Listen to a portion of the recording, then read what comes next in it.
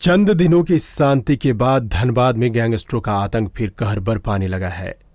Gangster Aman Singh और Prince Khan के गुर्गों ने बेखौफ गुंडागर्दी शुरू कर दी है। बीते शनिवार की रात बैंक मोड़ में एक कारोबारी को प्रिंस खान के गुर्गों ने गोली मारकर धनबाद में खतरे की घंटी बजा दी है। इन अपराधियों पर पुलिस की कार्रवाई का भी कोई असर नहीं दिखता। पुलिस ने पिछले दिनों अमन सिंह गैंग के 10 हार्डकोर और प्रिंस खान गैंग के 15 से ज्यादा अपराधियों को जेल भेजा है। पुलिस की ऐसी कार्रवाई के बाद भी अपराधियों पर लगाम नहीं लगी। धनबाद में गोली चलने की घटनाएं फिर से शुरू हो गई है। इतना ही नहीं, धनबाद में फिर एक नया मेजर पैदा हो गया है। नए मेजर ने बैंक मोड़ में हुई फायरिंग की जिम्मेदारी लेते हुए व्यवसायियों को अपने बॉस प्रिंस खान का आदेश पूरा करने को कहा है। दूसरी तरफ अमन सिंह और प्रिंस खान गैंग की कमर तोड़ने में धनबाद पुलिस पूरे जोर शोर से लगी हुई है। बीते 12 अक्टूबर को ही पुलिस को तब बड़ी सफलता हाथ लगी थी जब प्रिंस खान का एक गुर्गा मेजर को गिरफ्तार किया गया। प्रिंस का गुर्गा तथाकथित मेजर के साथ आर्म्स सप्लायर समेत कुल 4 अपराधियों को गिरफ्तार किया गया था। ये बंदूक की नोक पर शहर के व्यवसायियों से रंगदारी मांगते थे। जिस मेजर को ढाल बनाकर गैंगस्टर प्रिंस खान रंगदारी मांग रहा था, उसका वास्तविक नाम नसीम अंसारी उर्फ रजी अहमद है। वह मूल रूप से कतरास के छाताबाद का रहने वाला है और वर्तमान में पश्चिम बंगाल के आसनसोल रेल पार नया मोहल्ला में रह रहा था।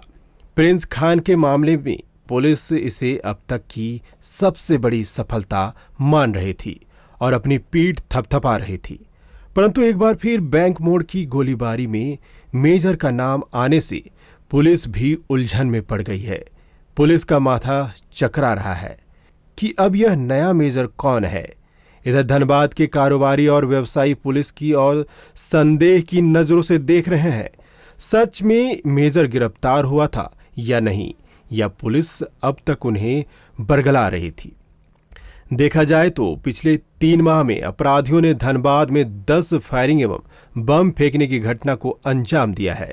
हालांकि पुलिस के दावे के अनुसार इस कांड को अंजाम देने वाले कई अपराधियों को उन्होंने धर दबोचा है, मगर इसके बाद भी धनबाद में गोली चलने की घटना नहीं रुक रही है। हालात यह है कि नया बाजार के कारोबारी रंगदारी के लिए आने वाले फोन और अपराधियों के डर से अपना दुकान बंद किए बैठे हैं। कई व्यवसायी दुकान बंद कर बाहर चले गए हैं। कई दुकानों में सिर्फ स्टाफ बैठ रहे हैं। दुकान के बाहर बोर्ड से फोन नंबर भी हटाया जा रहा है। बैंक मोड़ के भी कई दुकानों का यही हाल है।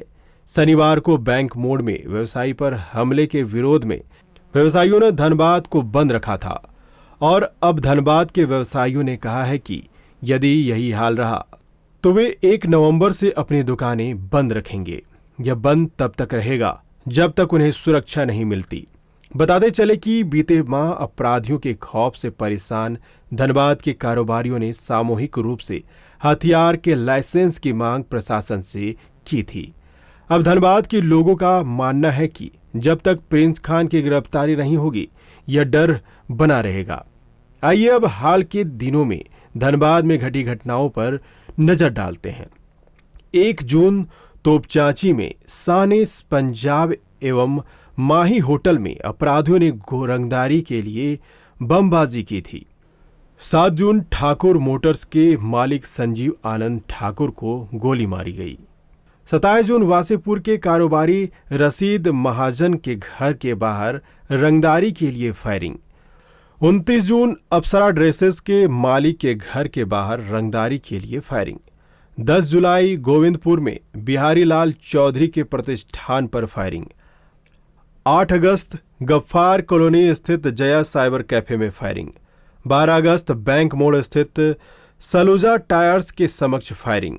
28 अक्टूबर बैंक मोड़ में कार पार्ट्स के शोरूम संचालक दीपक अग्रवाल को गोली मारी गई।